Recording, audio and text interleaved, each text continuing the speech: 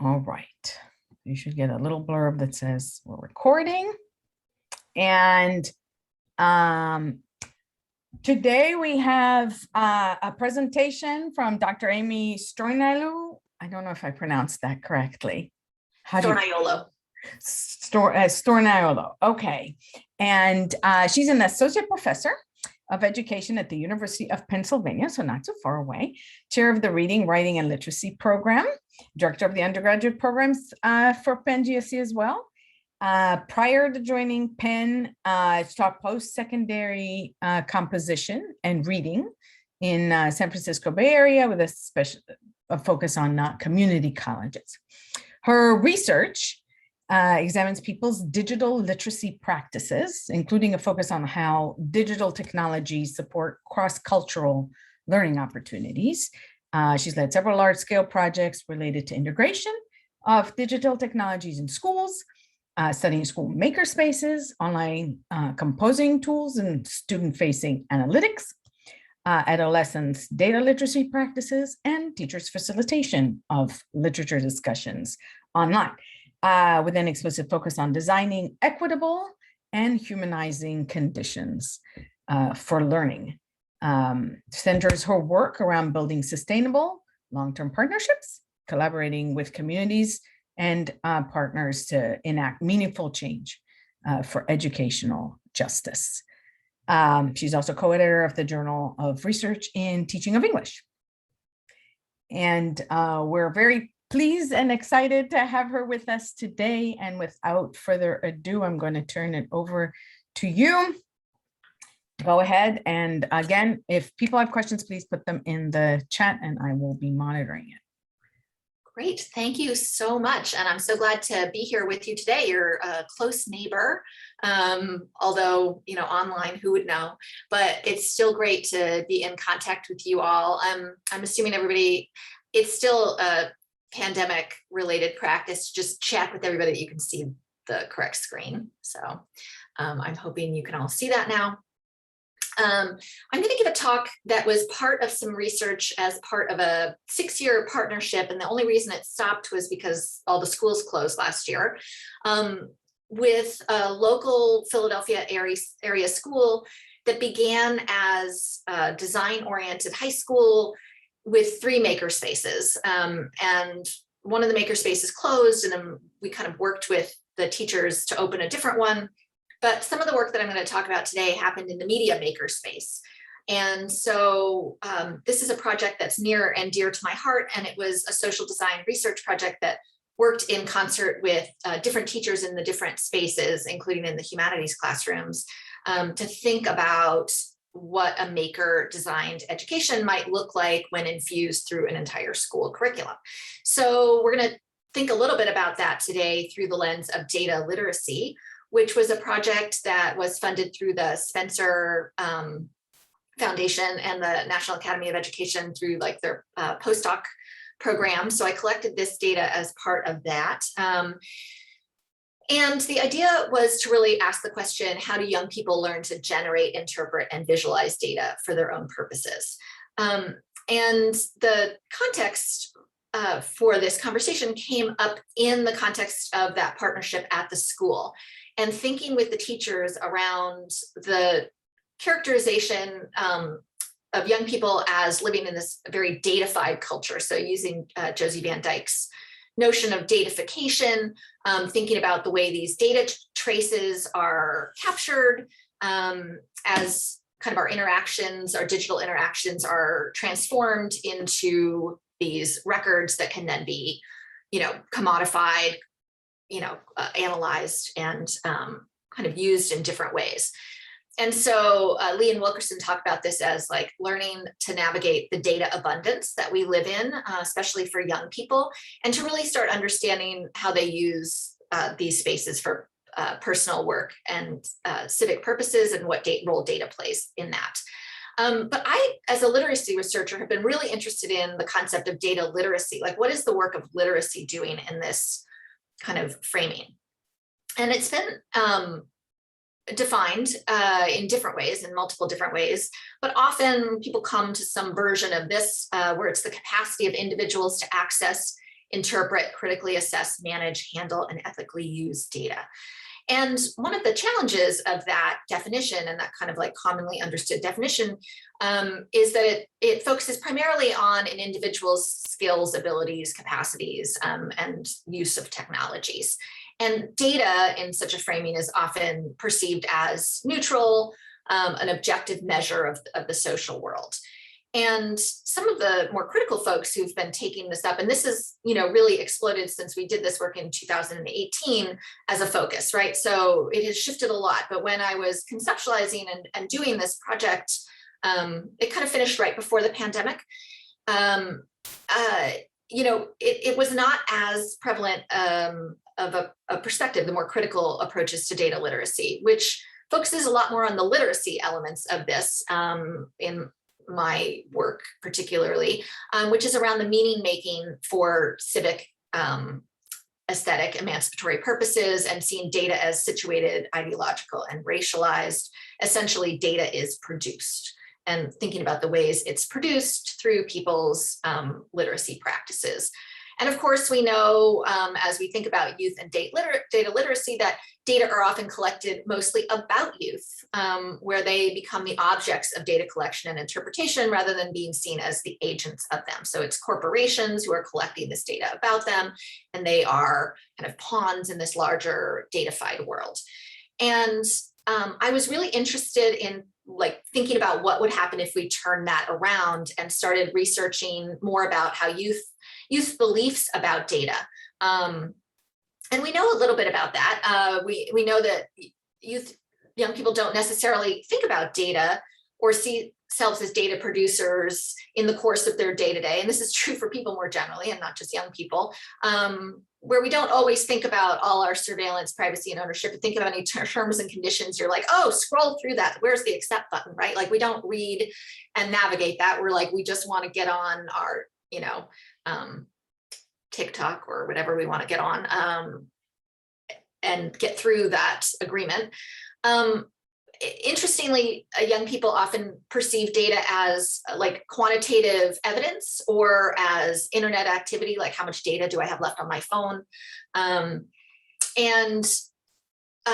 Research has found that, it can be really productive when young people are positioned to think about data as grounded in their everyday lives and bring their experiences and perspectives to bear. So I wanted to think about that perspective of it. And I really like the framing of social positioning by Holland and Leander, but for thinking about how are students positioned as data producers and analysts in different ways, and how could they be? And so there are several studies who've looked at this. Rudinsky looked at middle schoolers taking on roles as interpreters of visualized data and trace that across their science learning, that when they saw themselves as agents, they actually learned a lot more science. There should only be one L there for the Philip. The students of color in a high school classroom who were working with racialized data really were positioned in very particular ways in the classroom as representatives of having to understand that data, or how that positioned them in the discussions.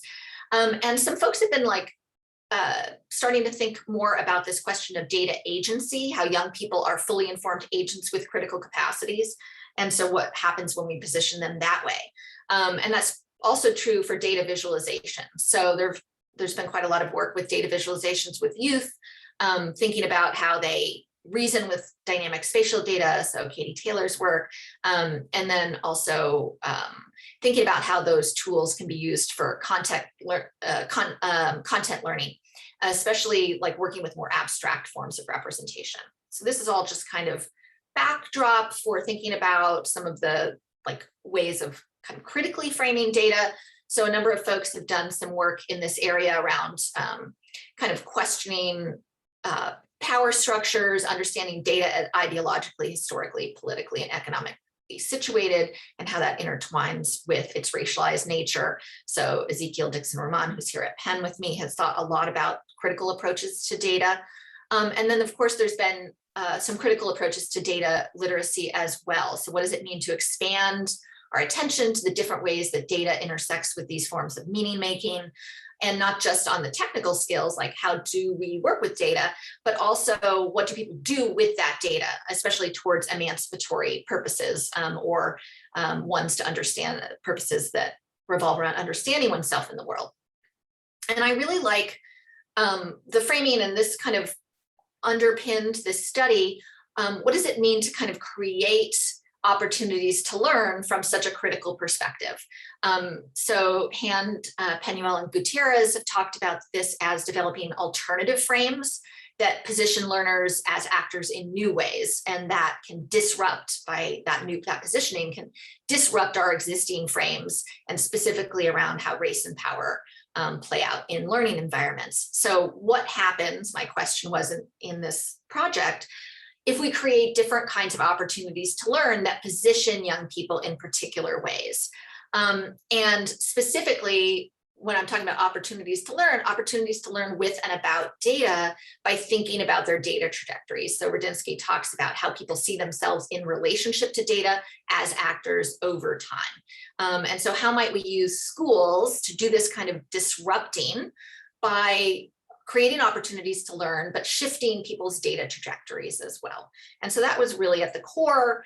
And I drew a lot on Thomas Phillips' notion of the critical data framework that they forward from the 2013 paper around understanding critical approaches to data as a framework for democratic participation. So framing it in equity, social justice, and sociocultural understandings of learning, seeing data as constructed assemblages, as ways of disrupting inequities. And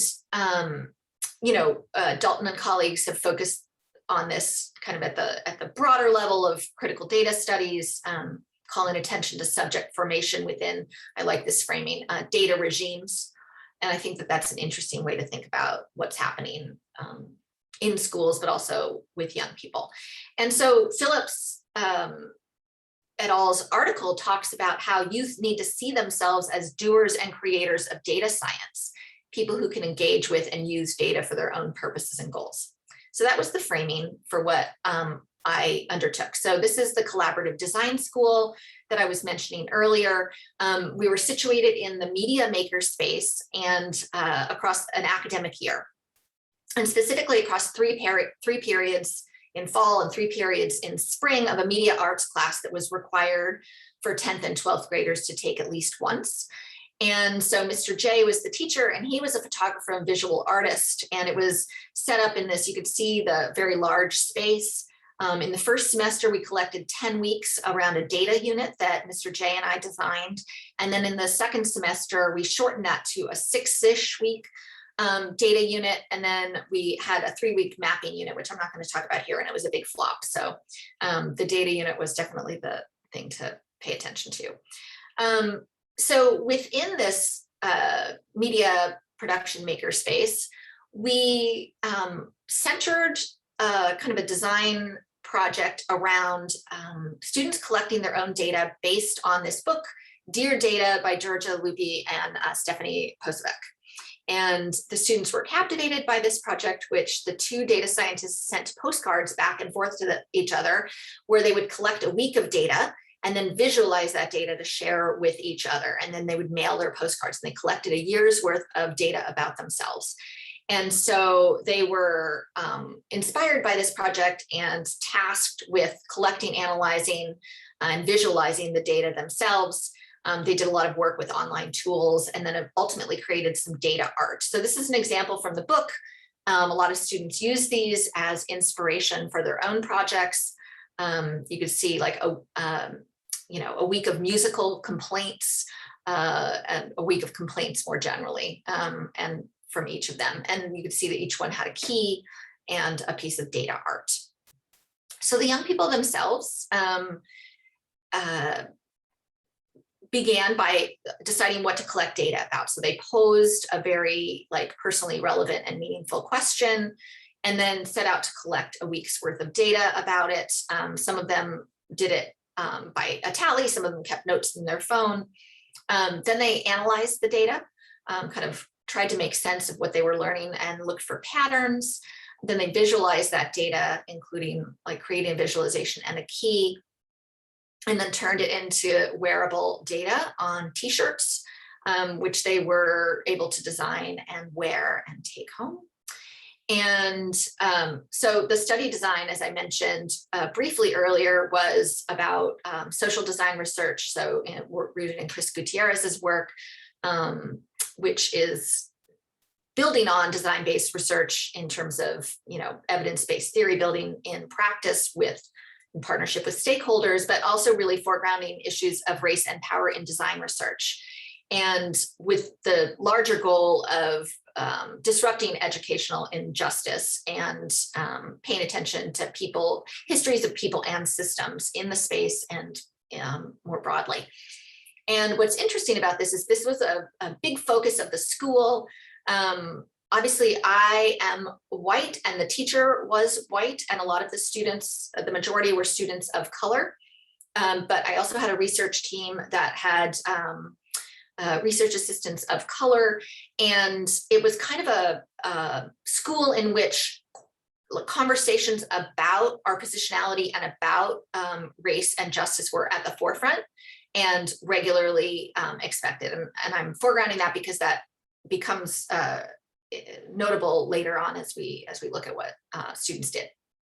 So these were the research questions, like how they use data for their own purposes, firstly, and secondly, how they craft representations that connect their own interests with broader issues.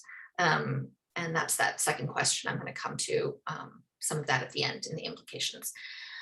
So we had 61 students across the 2 semesters. They had a pre and a post survey each semester, field notes, audio, video, interviews, grounded theory with the team. And so I'll just center kind of being mindful of time and having enough time to talk this through with the 3 kind of pivots that I identified, which I thought about as these catalysts for reframing students thinking about data and themselves. So how did these pivots shift students' data trajectories? So kind of trying to understand their thinking about data over the course of the semester and this unit in particular, and then what were the kind of key pivots? And there were 3 key pivots in their thinking. One was to be thinking about the world as data, as comprised of data, and data as a way of thinking about the world. Data as interpretable, so as these interpretive resources that help us understand the world in some way, and as rhetorical. And I'll kind of dive into each of these. So I'll pause there and just see, I'm not actually checking the chat, but I don't think there's anything. So no, I haven't seen anything in the chat. If anybody has any questions, feel free to just pop them in. So in terms of working with the world as data, the survey was a really helpful baseline tool for understanding how people thought about data. And students, unsurprisingly, this is what the research shows again and again and again, saw data as bounded facts, as a set of bounded facts that might be on their phone. It might be like, oh, I have, so many gigs left for the month. Data is evidence that you pull in for science classes, this is what people said. Data was collected about them on the web. They knew that, corporate entities were collecting data about them every time that they, used the web. So it was something that was happening in the world, but as these discrete kind of activities. But when they went to go collect data, they ran into a lot of challenges that kind of troubled that notion, which was how does one go about collecting data? So they needed to think about how to ask good questions. So at first they were like, oh, I'm going to collect a week's worth of what I ate for breakfast. And the teacher would say, well, don't you basically eat cereal every day? How is that going to be interesting, right? And so starting to think about what they could collect data about, and also deliberately asking them to think about things from a more critical perspective. So what are ways that you show up and, make an impact in the world every day? What are ways that you navigate challenges, whether they're kind of gendered, racialized, abled challenges for how you're able to show up? So for example, the school was 5 flights of stairs and one young man had a broken leg. And so it was about how could he even access the building, were some questions. But the students resoundingly were like, no, I'm going to collect data on how many times I post on YouTube, right? Like they were not that eager to take up the more critical topics, maybe because they do this in all of their classes and they kind of saw this as an opportunity to think about other ways, but a lot of them were interested in understanding themselves as media producers. Maybe also because we were in the media makerspace, so they were primed to do that. But the first task, though, was to ask good questions. And a lot of them got very inspired by developing like what a good question might be and collecting data that might be interesting, not only to themselves, but to others. Then they had to set about methods for collecting. So a lot of them would like start a scrap of paper and then be like, I've lost 3 days of data. So they had to get much more intentional about how they were going to collect the data. And a big one was that they figured out that they needed a lot more categories than they thought they needed to collect data across. Because initially, just saying like how I might get up the stairs was not a very interesting kind of set of data to collect. But there were a lot of other things that they could have collected that would make it more interesting. So figuring out these challenges was a big piece of it. And you can just kind of see how the topics turned out. So about 15 of them looked at personal habits, cursing, eating, nail biting. The majority looked at media use, like I mentioned, and then others looked at activities, walking, talking, singing. One had how many times I look in the mirror every day. One young woman was interested in knowing. So things that had some kind of personal relevance to them. And the pivotal artifact here were the spreadsheets. And in the first semester, they created their own spreadsheets, but in the second semester, because we noticed these becoming pivotal artifacts, shifted to using Google Sheets. They were a Google school, so this was a familiar space to them, but they still had never used Google Sheets in this way. So they were able to sort and analyze and color code and kind of create their categories across the top. And these became really pivotal artifacts in a way that I want to show you by illustrating through Janae and her week of yelling. So she was interested in who yelled her name, what name they used, when they used her name, the reason why they were calling her, and where she was when it happened. And she hypothesized that it would be her mother yelling at her in the morning and telling her to hurry up. And she felt like people were always meeting her and calling her, right? So there was a deeper story between underneath her question. Part of it was that she was feeling pulled in a lot of directions. And she was also interested in like her name as an index of her familiarity, like who was calling her what, and what did that say about their relationship status. So she was really interested in this. And she found that her niece yelled her name the most, and it was mostly nicknames, and it was almost always in pleasure. So she went in thinking it was going to be much more of a negative kind of a finding that she would have. And she said, once I started jotting it down, I actually started to see the patterns. I learned a lot about myself and other people. And you could see she titled it Their Voices. So she had a lot of very interesting reflections on what it meant to be in dialogue with other people, and that it actually, when people called her name, she felt kind of seen and heard. And this was an interesting revelation for her. And so she said, people like us kids, we don't be studying data. So for the teacher to just be like, make up your own, it felt creative because we learned on our own to do the data that we wanted to do. And so really it was in the mapping of this into her spreadsheet and realizing she needed all those categories in order to answer the kinds of deeper questions that she really wanted to know, that really like pivoted her to start seeing like, oh, I could do this. And the world is full of data, and I can like develop my own questions and ask them about my world. And so they started to see the world as full of topics for inquiry, like some quotes, data comes in all different types, like shapes. It came to like curtailing the habits, like, oh, I eat too much junk food, to protesting injustice. So someone was tracking the attendance system and the way tardies were recognized. And so that became like a mechanism for protesting, like, look how many times it marked me as tardy when I wasn't actually tardy. But broader than that, they really began to see themselves as people who could investigate the world through data as a tool for making sense of the way these larger patterns and systems. So Janae said her next step was to actually dig into other people's data. She was not just curious about her own. A senior used this model. She did this as a junior, but then as a senior, she went back and created,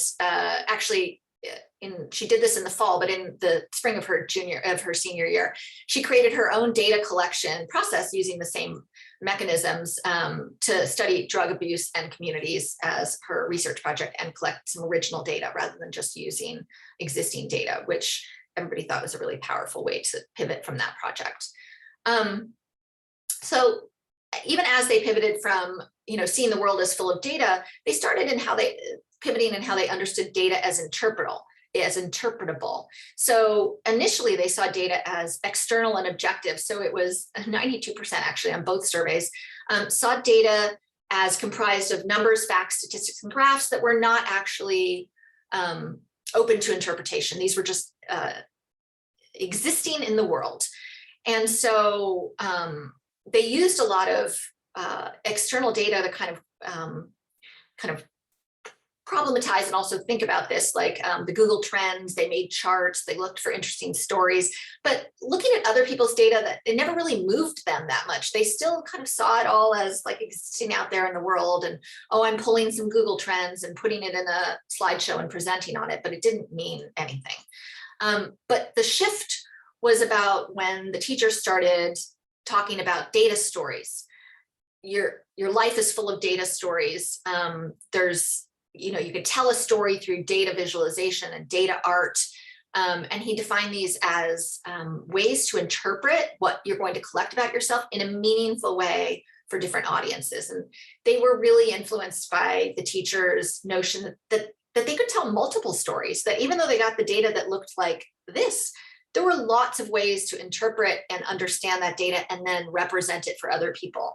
And so that was pretty powerful. So Jasper is an example.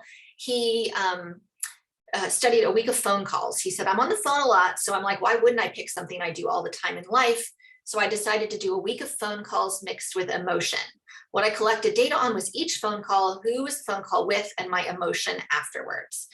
And he said, what stood out to me the most was looking back at the process, like the days I took actually putting in the data of it, and then noticing certain things that I never ever noticed about myself at first. And then looking back at it, I'm like, wow, this is just something I do every day that turned into something really cool. And so for Jasper, it was both the everydayness of the data collection process that mattered, but also the meaningfulness of it. It mattered to him.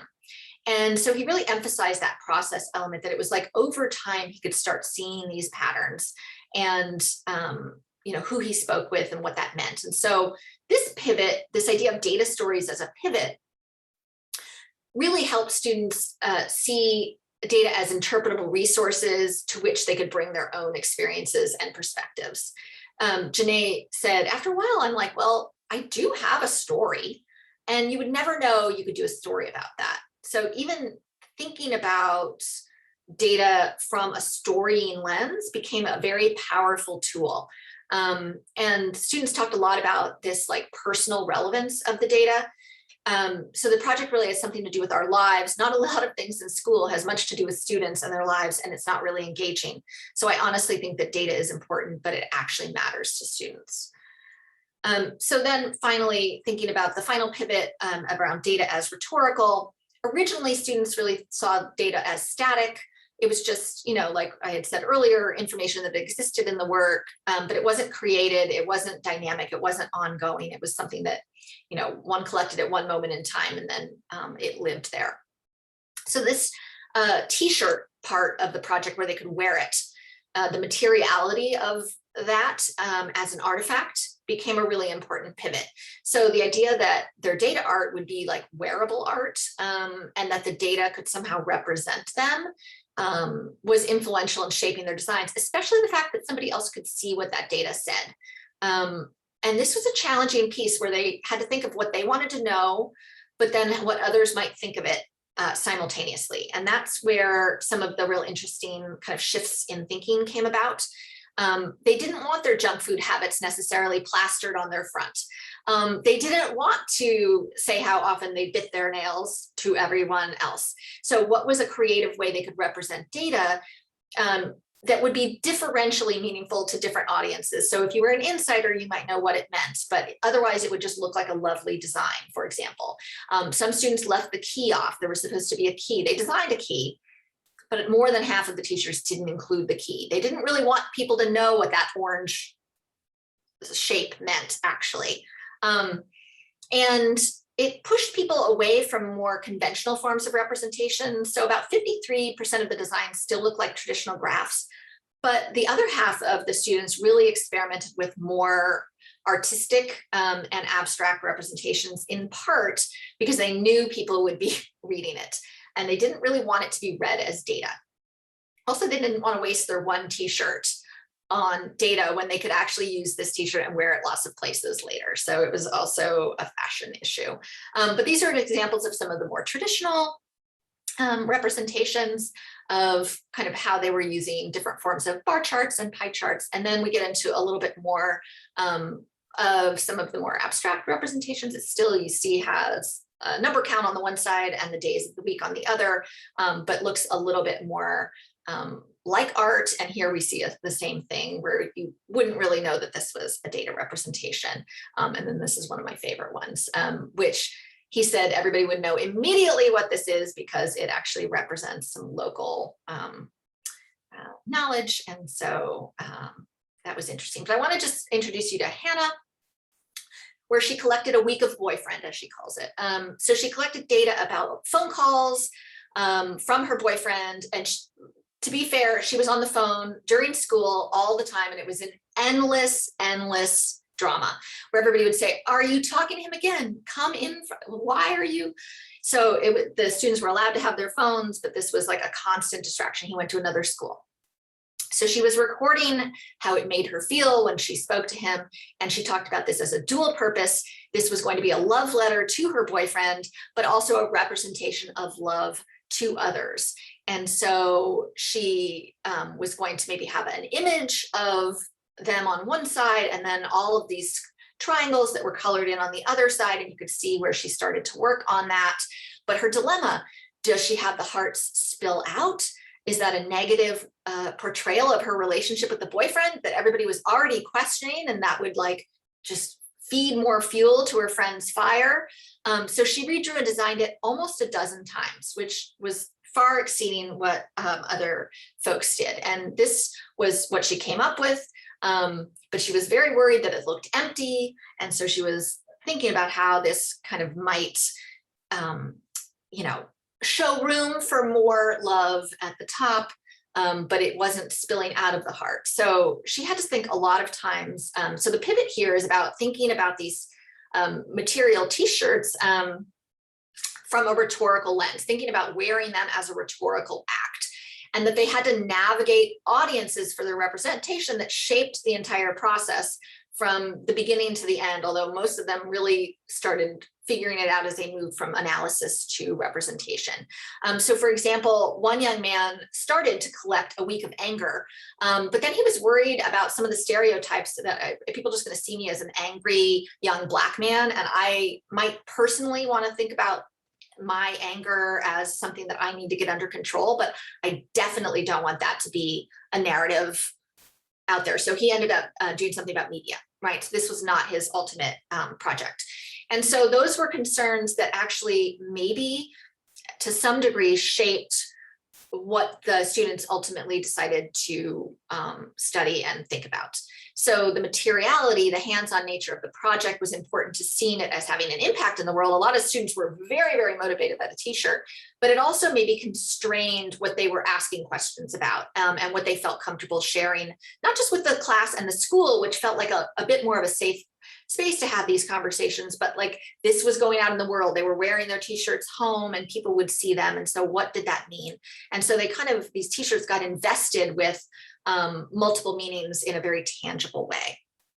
So just today, I was thinking with you about this idea of pivots. How can pivots be these catalysts for rethinking understandings of data and themselves as data producers. So the world as data, the data as interpretable, and the data as rhetorical.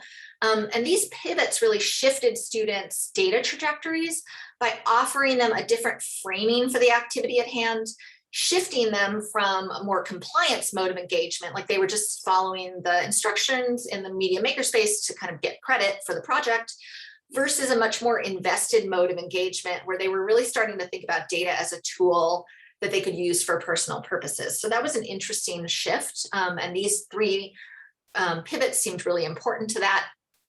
And kind of coming back to the frame around critical data literacies. So back to the ideas from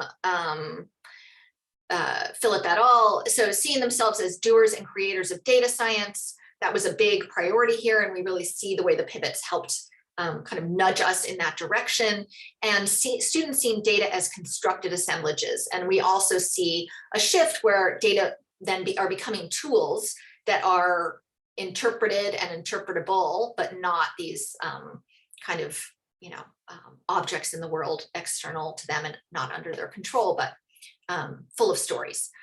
But here's the thing, issues of race and power, while welcome, were largely absent in their personal projects. And in fact, students were often disinterested in talking about broader, more critical issues around data surveillance, ownership, and privacy. That was not the motivating piece here.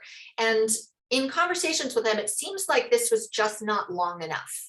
That had this been a focus of the year or a focus across different spaces in the school, or been a bit of more of a spiral curriculum where they kind of revisited this in different ways at different times, that might shift. And the reason I say that is because after the year after this project, one of the English teachers took it up as a regular kind of set of projects in his classroom, and then for the senior project that he would advise students to collect original data. So as sophomores and then juniors in the media makerspace and then seniors, they kind of were getting exposed to some of these ideas around data and using data for their own purposes. And we really saw a much more critical kind of orientation emerging over time. And of course, then the pandemic hit. And so we didn't really have time to explore that, but I feel like that's an important and interesting piece of this. And then I'll just end knowing we're kind of going to leave time for some Q&A with some implications. Clearly, foregrounding youth perspectives was centrally important. And I think we all learned a lot in really thinking about what matters to students. I found that data literacy curricula was generative when it was situated in their personal lives and inquiries, that it had to matter to them to really start kind of shifting some of these trajectories and opportunities to learn. Creating abstract representations was challenging. So kind of moving from the traditional way of representing data in charts and forms to thinking about data art and stories was kind of a conceptual challenge for quite a few of the students. And then of course, the near absence of issues of race and power in the topics, despite explicit curriculum and invitations to consider these topics, was definitely a finding, I think, worth diving into more. And then so I've got some of those there. And of course, you all have my contact information. So thank you for that. Wonderful. Thank you so much. That was really fascinating. I think I'm kindly asking everyone to please give a huge round of applause, and also put your questions in the chat, or if you have a question, switch from the clapping to raising your hand, and we will take questions. I know I have questions, but I don't want to hog the floor. So I'm gonna let others ask first, and then, but thank you so much. This was really a fascinating talk. Thank you. Thank you so much. So we do have a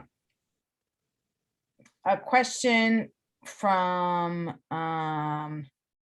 Kristen, right? I see one question from Kristen. Kristen, I can read it out loud, but then if you'd like to add anything, please go ahead. In terms of the students shifting their perspectives or overcoming their challenges in the planning and data collection, was the shift facilitated by Mr. J, or come by the students themselves over time? So more broadly, did you analyze how the facilitation of Mr. J influenced these and other shifts? Yeah, that's such a good question, Kristen. It was absolutely facilitated by Mr. J. And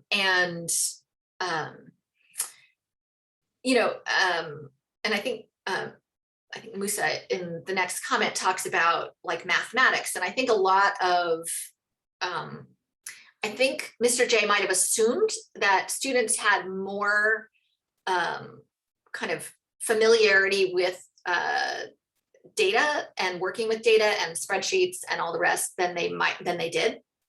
And so kind of getting in there and people were like, oh, I'm just going to keep track of all this on a piece of paper seemed fine at first, but it was very like not organized. And so that's when he started like putting more and more parameters in place about, well, here are some things that you need to know, and here's some ways that we need to kind of keep track of these different categories, and how might you kind of note, like even the idea of a scale that you might need to, like a 1 and a 2, is it, or a 0 and a 1, is it present or not present, was an interesting concept for a lot of students. Like, oh, I could just tally things up if I were to count them in a particular way. So the idea of some of the mathematical concepts and how those might be playing in would be an argument for maybe more synergy between what we were doing there and some of the content classes. But it was absolutely shifted over time by Mr. J in response to like what students needed. And then like the students who were doing really well in both collecting their data and being able to kind of use the spreadsheets to analyze the data, then he was like, oh, I'm going to require everybody to, even if you collected it on a piece of paper, and now to transfer it into a Google Sheet. So yes, definitely. And then we kept track of those facilitation moves to kind of see what happened after each one as he kind of like pivoted and made these shifts. So I know Musa had a question in the comments. Maybe we'll take that first, and then Nicole has her hand up. So the question from Musa, or maybe it's more of a comment, but let me see. Let me read it. When it comes to teaching data statistics, based on my experience in observing mathematics teachers in my country, unfortunately, many teachers just focus on doing calculations in ways that make students unable to get the value of the mean, mode, etc., but without deep understanding about the differences between these concepts. I guess there's one issue that might be the reason why a number of students do not give data statistics attention compared to other mathematical fields like algebra. So I guess, one question embedded in that is how did the teacher support the statistical work, not just the mathematizing, but the reasoning, and to what extent did they dig into statistics in terms of particular kinds of mean, mode, and so on? Not at all, not even a little bit. And so, and that's an interesting question as well. I mean, there's a lot of potential reasons for that, including that statistics is not a part of the curriculum until they were seniors. And even then there was no actual regular math teacher that year because they were all just long-term subs. So there was a lot of consternation about math at the high school more generally. And so he did introduce the concepts, but a lot of students completely opted out. So in the first semester, for example, there was a lot more kind of math focus, and that his shift to data stories was in some ways a response to them saying, we're not studying math, Mr. J, what are we doing? And so, and kind of like a general consternation about the whole thing. So that was a very interesting set of conversations around that. I should have put that in the implications actually around the kind of support for math/statistics. Yeah, that is interesting and sad. Nicole. Thanks, Dr. Storniauolo. As you were describing some of the topics that students were interested in their to collect data on, I was seeing a lot of self-image, identity, personal relationships, romantic relationships, which all makes complete sense developmentally. But I couldn't help but think about the reports that have been coming out about how Facebook is well aware that Instagram is harmful to teenage girls and their self-images, and that's data, and that there's a pedagogy to Facebook, there's a pedagogy to the algorithms of Instagram, and that this seemed to be a space where young people could have a different relationship to even understanding data about themselves. And I'm just wondering, as you think about kind of the implications of this work moving forward, I guess also to the extent that the pedagogy of Mr. J maybe understood this, or maybe what interactions you might have had with him and the team to like kind of push this forward, because I think this is just like on the precipice of being able to talk about corporations and data in ways that would leverage what students are interested in personally. So I was just curious about your thoughts about what the implications of that kind of work might be as the Facebook hearings are going on right now. Yeah, and in fact, my work's taken a huge directional turn towards thinking about platforms more generally and youth relationships to them, because so many of them were focused on the media piece of this, and how so a lot of students compared, for example, what they were doing on Instagram with Facebook. There were some students who were like entrepreneurs, and they were collecting like WordPress statistics on like who was looking at all of their stuff, and so they were using the data displays that were available through WordPress, for example, and then like reinterpreting those through their questions about like where their products were most viewed but not bought, or bought but not viewed as much, and that kind of thing. So that would have been such a ripe area for more critical inquiry. And at the time, we were just so focused on kind of them, like their stories that they were like creating from it, that it was like a totally missed opportunity that if I were to do this again, would be such a rich area for inquiry. It just was too much to do in too short of a time, but I feel like that could be an easy way to layer in some of those more critical insights. And like you say, with the current focus, like even just, what was it, 3 years ago, that we were collecting this data. So thinking about what has changed since then is absolutely fascinating. And I feel like students would be really well positioned to even think about that. So thank you for asking. I think that's a great point.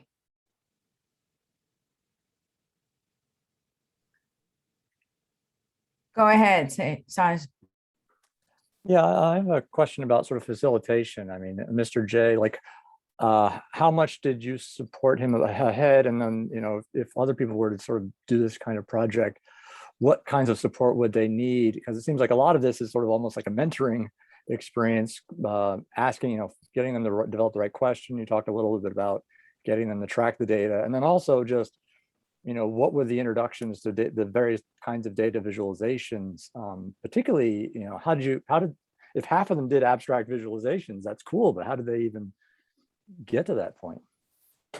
So that's a great question. So Mr. J was really super focused on like the media arts component of that, which is the goal of the class that he was running. And he himself is a visual artist. And so he was keen to share some of the work he's seen in the world in this. So he like curated a lot of examples and showed them some really cool like dynamic visualizations, some videos about data scientists kind of doing this work. And the students really didn't care. They were like, that's cool. But kind of like, they were like, whatever. And so it was really interesting that like, he was very passionate about it and like had his own thoughts, but from a very like data art framework where he was like really thinking about what does the visualization communicate. And so the abstract piece came a lot from his pushing them that direction, because that was what he was most interested in thinking about. And so it wasn't until that Dear Data book, and so we had several copies around, that people were like actually reading it, and almost to a person. I think, in fact, it was every single student, when I would ask them, so what piece got you most excited to do this, right? They'd say, oh, that book was just beautiful. it was just beautiful. And just seeing how they took kind of like these mundane moments and made like beauty out of it. So the aesthetic piece was really a major motivator. So that was part of it. In terms of your question about supporting him ahead, I think we were both, and me in particular, maybe less prepared than we should have been to like think about the statistical and mathematical kind of components that needed to go into preparing the students. And so I think in the future, or your question about like what would one need to do is I think more carefully around what kinds of supports the students would need to kind of make sense of, like identify some of the key concepts in like data collection and data analysis, and even data visualization. And then maybe hone in on like 2 or 3 kind of key concepts in each area and really teach those, kind of hook them in by getting them really involved in the project, and then using that data to teach those concepts, which to be fair, he really did in the second semester once we learned. So that was the nice thing about the design research, is like we kept iterating and tweaking, and we were able to kind of do it again for spring, and the spring semester was a lot more supported in that sense, and students really saw much greater kind of knowledge about some key concepts, but we didn't really have, and in fact, that wasn't really our goal, was to develop some of these kinds of mathematical understandings, but I think it would have been a really great kind of integration to think that through more. It seems like it's a catch-22, because you need to prime the students with that awareness, but like they're not going to care about the data visualizations until they're at that point where then they go back and see that book on the table and give it a second look, right? I mean, that's well, and we tried this mapping activity in the spring where we had printed this enormous map of Philadelphia. It covered like 6 tables. It was I think it was like 8 feet by 10 feet. So it was like this huge, it like covered, and everybody would collect their routes to school and map on the big one, would draw their maps to school and how long it took, and tried to create this like collective visualization. And boy, they were like not having it, because that was a much more externally imposed kind of set of activities rather than kind of internally one. So there's a lot about engagement, especially because this is an elective. They have to take 1 semester of it, but they didn't have to take this semester of it. So it's also an elective class. So students could kind of not walk with their feet so much, but definitely opt in and out in different ways. So that was a piece of it too. Agreed. Brittany, last one. Hi, Amy. I was just, thank you so much for the research. So you kind of went over the comment from the young man who didn't want to be like an angry Black boy, and he was interested in talking about anger. And so I was just wondering if there was a chance that the students were just uncomfortable talking about race and things like that in that classroom, specifically like with a white teacher, and like any of that come up. Yeah, and in fact, that was my first question, was maybe that's the case. And in fact, I had a couple of folks working on the team who did identify as Black, and asked him that question directly. He actually brought this up to the teacher, because he said to the teacher, I would talk about this question about anger, but I don't want to be seen by other people wearing my t-shirt as a young angry Black man. So it wasn't that he didn't want to talk necessarily in the classroom or to the teacher about it, but to be seen in these kinds of stereotypical ways in the world. And so I actually asked Tanuke to ask him, she interviewed him about that. And that's kind of, also where it emerged. We also had some data from his conversation with the teacher. But she asked him specifically about that and said, did you feel uncomfortable? He said, no, I'm really like, I want to be known for other things, and I don't want to be known for my anger. So I just decided that was not as important to me. But I definitely think that might be true for some students who just didn't even share that with us. But I think I was really attentive to trying to think about ways to kind of surface comfort and discomfort around questions. And since the school was so explicitly oriented towards racial justice and it was kind of a constant conversation, it wasn't as much of a factor as I think it might be in other places. But it definitely was something, I mean, thinking about positionality, it absolutely probably played into that as well, because also, you know, we were all adults who were from outside the school. So they might have also just not felt comfortable sharing that with us, even as a team. Thank you for asking that question, though. That's really, I've been thinking a lot about it. Yeah, I think I had a similar question, so I'm glad that Brittany asked that. So we're coming to a close. We're running out of time. Again, I want to thank you so much. It has been a fascinating presentation. Great questions, great Q&A. I want to plug our talk for next week, and it is by Arturo Cortez, virtual also, and he's going to be talking about speculative activism in video game play. Sounds like a lot of fun as well. And I would like everyone to please join me in thanking Dr. Storniauolo for joining us today and sharing your amazing work. Thank you. Thank you so much. I really appreciate all the wonderful questions, and please say hello to Arturo next week. He and I were cohort mates at Berkeley back in the day. Yes, I figured you didn't know him. So that's amazing. Thank you. And thank you so much for the invitation. You're I welcome. really appreciate it, and the opportunity to talk to you all and meet you all. We learned a lot. Thank you. Thank you. Have a good Have one. a wonderful week, everybody. See you next week. Same time, same place. Great. Bye. Thank you.